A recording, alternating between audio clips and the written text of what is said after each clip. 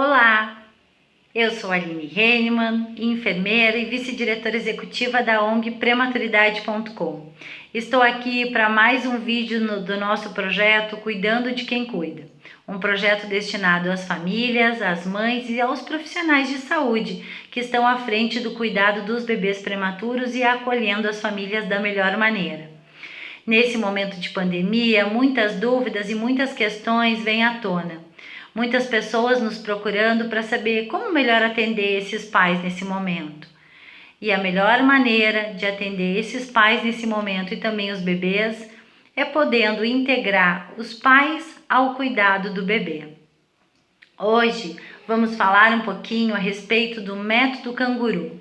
Por que eu falo que a gente vai falar um pouquinho? Porque o método canguru ele é muito amplo. Ele vai muito além da posição canguru, que é colocar o bebê junto do corpo da mãe, pele a pele. O método canguru ele surgiu há 40 anos na Colômbia, quando se entendeu a necessidade do aquecimento desse bebê e se percebeu que essa posição canguru, nesse momento, traria para esse bebê conforto, segurança, estabilidade térmica e também uma estabilidade hemodinâmica que a gente percebe até hoje quando esse bebê está em contato pele a pele com a mãe ou com o pai. Esse método surgiu pois naquela época eles não tinham incubadoras suficientes para atender todos os bebês da unidade. Então se pensou como atender da melhor maneira, que são as perguntas que estamos fazendo hoje.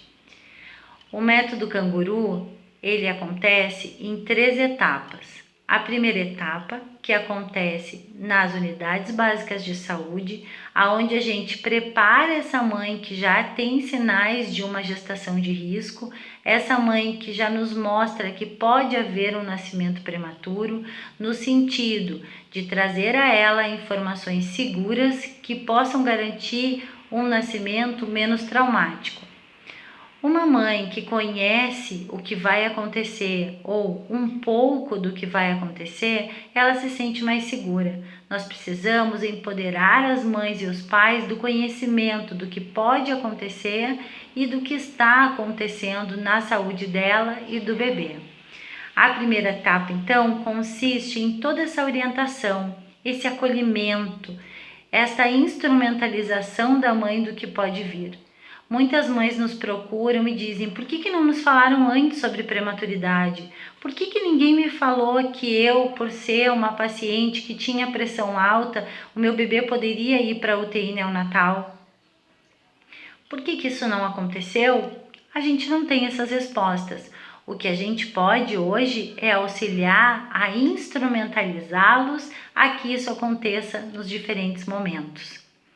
Quando nós, profissionais de saúde, estamos na linha de frente atendendo, imaginamos sempre estar fazendo o melhor.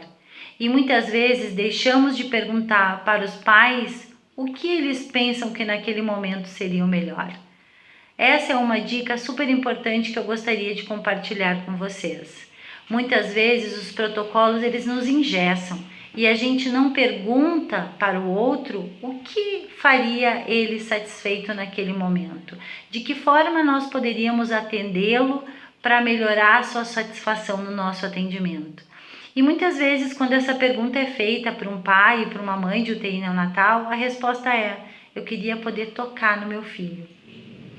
O método canguru proporciona isso. As diretrizes do método canguru trazem isso em sua trajetória. O contato da mãe com o bebê, o toque da mãe com o bebê, quando ainda não é possível de se fazer a posição canguru. Toda a equipe de saúde envolvida com esse processo, porque quando a gente fala de equipe dentro da UTI neonatal envolvida com o método canguru, a gente não está falando da enfermagem, do médico, do fisioterapeuta, do nutricionista, do psicólogo, do fonoaudiólogo, do terapeuta ocupacional separadamente. Nós estamos falando disso como um todo. Nós estamos falando de uma equipe engajada para que isso aconteça.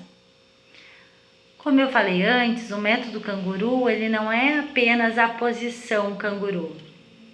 Ele traz também em suas diretrizes Na segunda etapa, as questões relacionadas à internação desse bebê, quando esse bebê pode ir já, né, vamos dizer assim, para o local onde o método canguru todo acontece, e existe toda uma preparação dessa mãe para levar esse bebê para casa, desse pai para levar esse bebê para casa.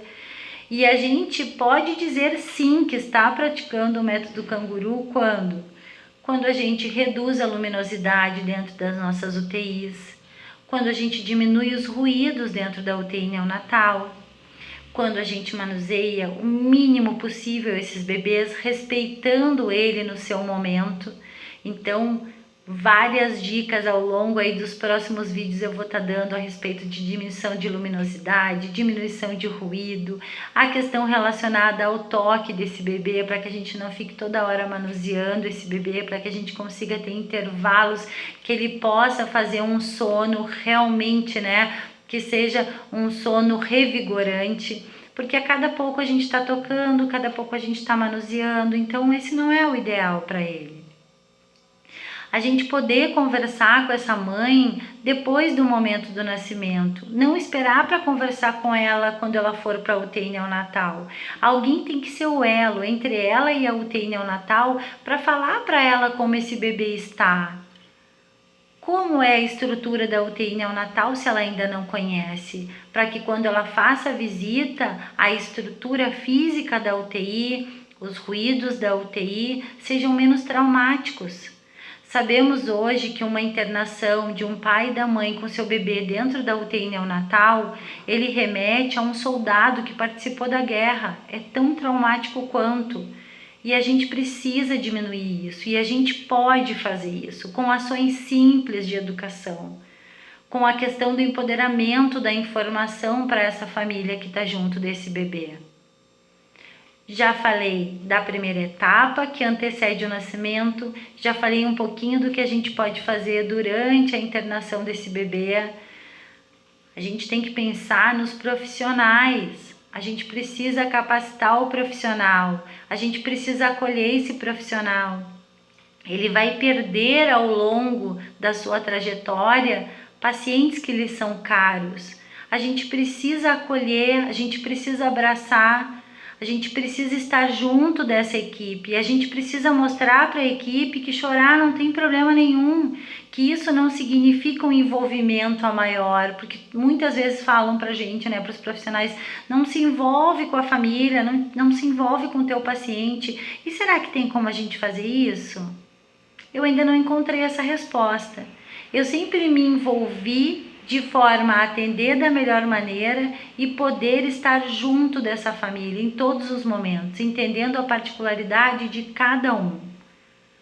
Nós precisamos preparar essa família para a alta. Quem vai preparar? Os profissionais que estão juntos dessa família. Nós precisamos instrumentalizar esses profissionais com grupos de estudo, grupos de acolhimento para os profissionais, grupos com as famílias para saber qual a necessidade real deles naquele momento. Tudo isso são as diretrizes do método canguru. Na terceira etapa, nós temos a volta à unidade básica de saúde. Nós precisamos dar o segmento de acompanhamento para esses bebês. Como a gente vai fazer isso? Encaminhando. Saiu o paciente da UTI neonatal, a gente vai contatar com as unidades básicas de saúde, com as estratégias de saúde da família e buscar com que esse bebê siga sendo atendido se o hospital não tiver um ambulatório de segmento. Nós precisamos ter isso em mente, nós precisamos acompanhar esse bebê depois da alta e o método traz isso muito bem desenhado. Hoje, eu falo num geral acerca do método canguru e a partir dos próximos vídeos nós teremos enfermeiros, nós teremos psicólogos, nós teremos fonoaudiólogos, fisioterapeutas para falar de cada uma das etapas e de cada uma das diretrizes. Fica com a gente, esse método canguru, as diretrizes do método canguru, o método canguru, seja lá como queiram falar, ele envolve cuidado, ele cuida de quem cuida. E é por isso que ele vai ser abordado aqui, no nosso projeto Item a Item. Um abraço a todos, fiquem com Deus e até a próxima!